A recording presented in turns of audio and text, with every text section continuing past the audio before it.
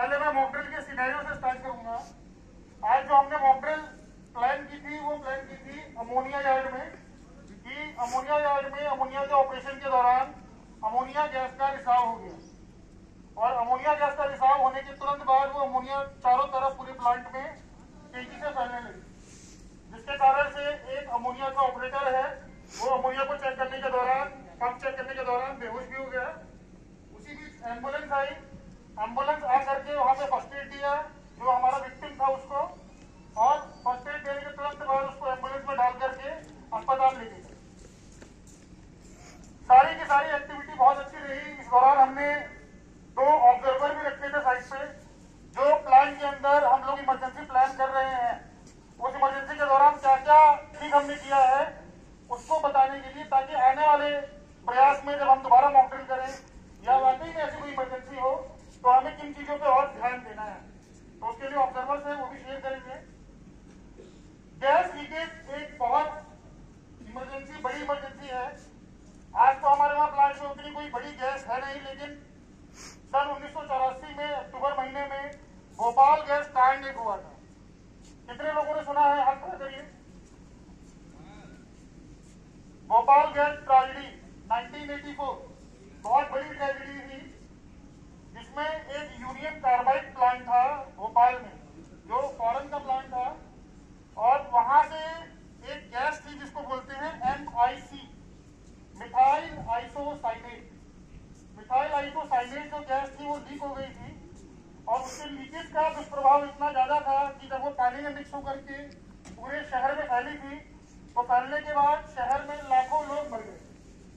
और उसका असर आज की जनरेशन पे भी ऐसा है कि भोपाल में जो भी आज की डेट में बच्चे पैदा होते हैं उनमें कुछ न कुछ फिजिकली प्रॉब्लम आती है, या हैंडीकैप या अपंगता जिसको हम बोलते हैं अपनी भाषा में, उस तरह के लक्षण दिखाई देते हैं।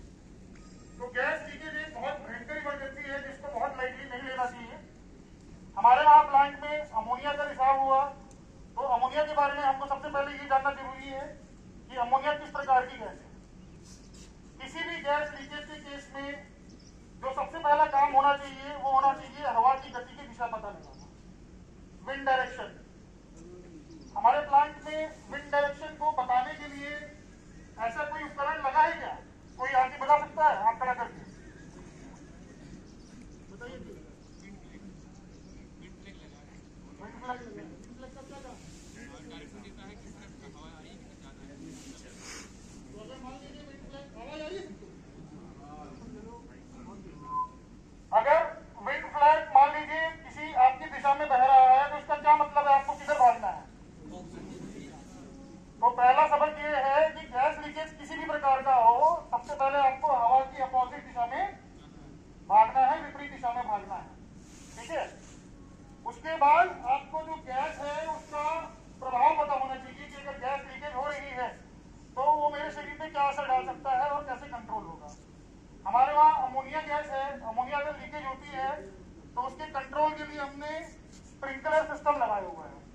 स्प्रिंकलर क्या करता है, अमोनिया गैस को हवा में जैसे ही वो फैलती है तो उसके ऊपर पानी का कुछ स्प्रे करेंगे तो वो डाइल्यूट होना शुरू हो जाएगी, और डाइल्यूट जब होगी तो वो नीचे बैठ जाएगी और ऊपर से पूरे प्लांट के अंदर या पूरे इन्वायरमेंट में नहीं फैलेगी, जिससे जितने भी लोग होंगे उनको उस गैस का नुकसान नहीं होगा।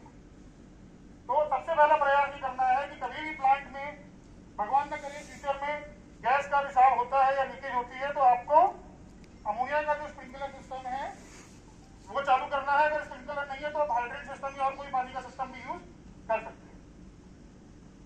ये कुछ मेरी ऑब्जर्वेशंस थी। बाकी इसके अलावा विनीत सामने आ जाइए, हमारे वहां एक ऑब्जर्वर थे, पूरे प्लांट में क्या क्या कैसे कैसे काम हुआ है, विनीत अभी अपनी ऑब्जर्वेशन शेयर करें।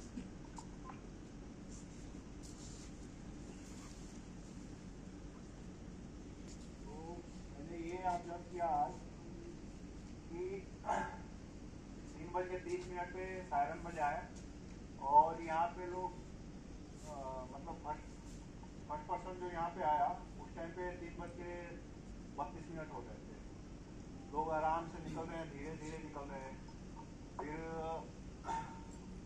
सबसे लास्ट पर्सन जो आया वो 3:42 पे आया। तो इससे क्षति पहुंचाती है अगर, और वाकई में कभी भगवान न करे ऐसा हो, अगर अमोनिया का रिसाव हो जाता है और ऐसे हम धीरे धीरे आए तो इससे कैजुअलिटी हो सकती है। बाकी एक मैंने ऑब्जर्व किया कि लाइन पे सायरन की आवाज़ नहीं पहुंच पाई थी। सीएसडी लाइन से बहुत बाद में लोग आए हैं तो उनसे मैंने पता किया तो वो लोग बोले कि वहाँ पे आवाज़ नहीं जा रही है। तो वो हमारा एक इम्प्रूवमेंट करने का पॉइंट है, उसे इम्प्रूव करना पड़ेगा हमें।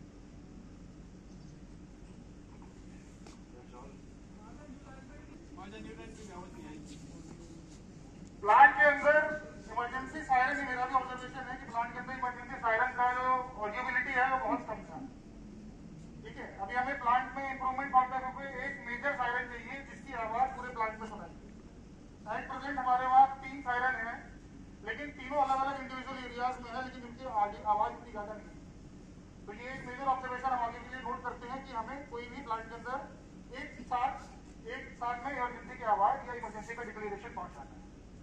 ठीक, दूसरा एक मेरा ऑब्जर्वेशन था कि एम्बुलेंस का रिस्पॉन्स बहुत धीमा था हमेशा। एम्बुलेंस जनरली कभी भी एक्सीडेंट होता है या कोई भी प्रकार की इमरजेंसी होती है तो विद इन 2 मिनट के अंदर इमरजेंसी मेडिकल सर्विसेज का रिस्पॉन्स होना चाहिए। बट जो मेरी घड़ी के हिसाब से मैंने ऑब्जर्व किया था, 3:30 बजे का स्टार्टअप टाइम था और एम्बुलेंस करीब 3:38 पे पहुंची। तो 8 मिनट का समय किसी भी आदमी की जान लेने के लिए बहुत है अगर उसको इनिशियली प्राथमिक उपचार नहीं मिलता है। तो एक ऑब्जर्वेशन ये मेरा था। बाकी मैं शैलेश सर और बात्रा सर से रिक्वेस्ट करूंगा कि एक बार कुछ 2 शब्द बोले। वो अमोनिया ही है, इसलिए हम लोग अमोनिया की बात कर रहे हैं।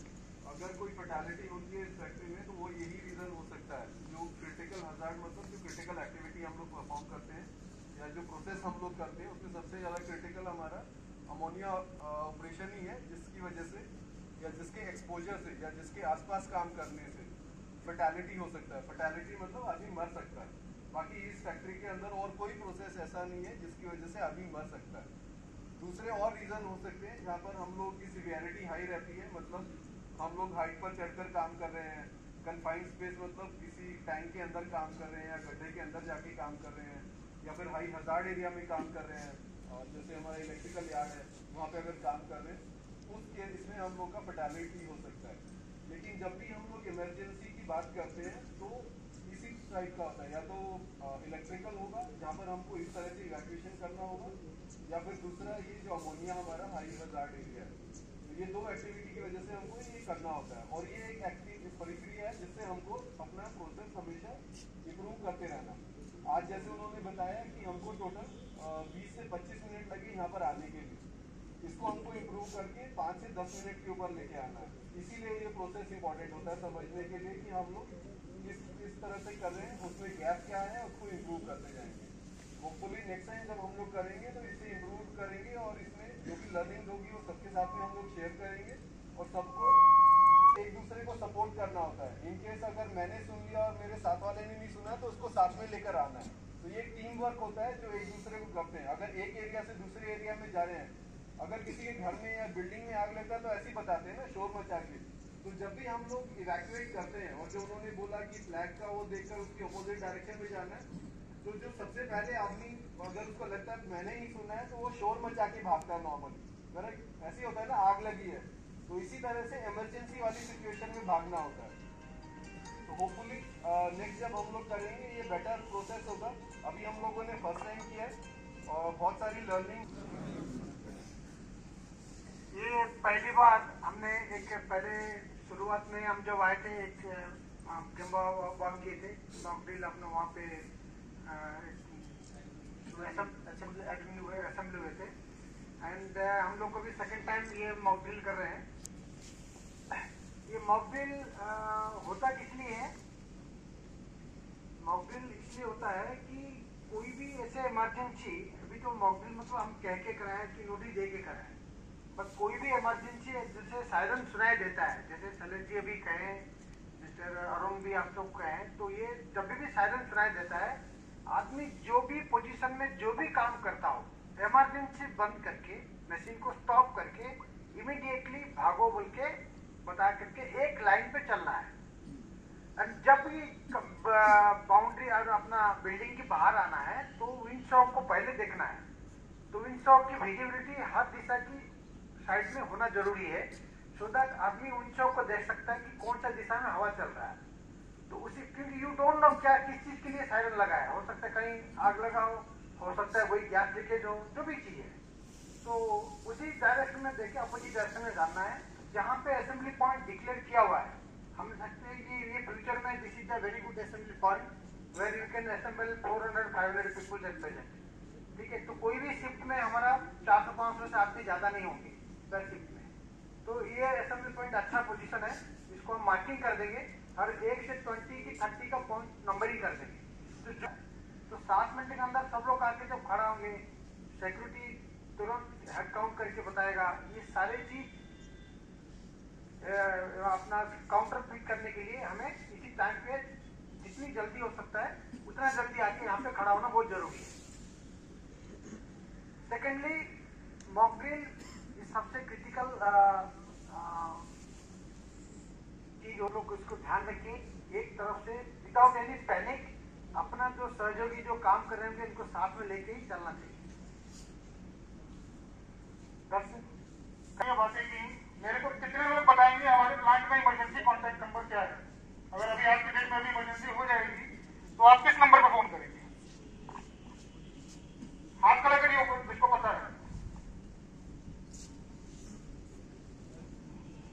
अरे कंपनी एम्प्लॉइज को एक्चुअली बोलो, आप लोगों को जो आई कार्ड दिए गए हैं उन आई कार्ड पे वो इमरजेंसी कॉन्टैक्ट नंबर लिखा है सर।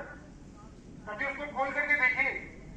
कभी भी कोई भी आपका जो आई कार्ड है इमरजेंसी होती है उसके बैक साइड पे देखिए इमरजेंसी कॉन्टैक्ट नंबर दिया हुआ है। तो अगर आपको यही नहीं पता होगा पहला स्टेप कि इमरजेंसी में आपको किस नंबर पर फोन करना है, बैक साइड उसको निकालिए। होना चाहिए कि इमरजेंसी कॉन्टैक्ट नंबर है, उस पर आपको इन्फॉर्म करना है। और इन्फॉर्म करने के बाद जनरली आज हमने जो मॉक ड्रिल की है इसको तो मैंने सिखा पढ़ा दिया था, बता दिया था। लेकिन जनरली लोग क्या करते हैं कि फोन किया है, हाँ सर मॉक ड्रिल कर रहे हैं, छोटी सी आग लग गई है तो जरा इकट्ठा हो जाएंगे सब लोग। इस अप्रोच में कभी भी आपको कम्युनिकेट नहीं करना है, चाहे इमरजेंसी हो चाहे मॉक ड्रिल हो। Communication always should be in serious concern. आप जिसको इन्फॉर्म कर रहे हैं उसको लगना चाहिए कि एक्चुअल में इमरजेंसी हुई है और हमको रिस्पॉन्स करके भाग करके अपनी जान बचानी है। क्योंकि सीरियसली अगर इसको नहीं करेंगे हम तो आगे जाकर के फ्यूचर में रियल इमरजेंसी भी होगी तब भी कुछ कर नहीं पाएंगे। तो ये एक थोड़ा सा मैसेज है। बाकी काफी सारी ऑब्जर्वेशन शेयर हुई है कि जैसे प्लांट के तरफ को इमरजेंसी फ्री करनी है तो थोड़ा हमारा था लोग बहुत आराम से आ रहे थे जा रहे थे, वैसा नहीं होना चाहिए। आपको भाग करके असेंबली पॉइंट पे पहुंचना है और दूसरे लोगों को भी इकट्ठा करना है। तो होपफुली जैसा हमने बात किया है कि अगली बार इसको हम डेफिनेटली और अच्छा करेंगे। तो एक बार जोर से अपने लिए ताली बजा दी सारी। बट ये मैक्सिमम मुझे लग रहा है 15-20 दिन और मैक्सिमम ज़्यादा से ज़्यादा 1 महीना रहेगा। उसके बाद हम लोग की सीजन की तैयारी चालू है।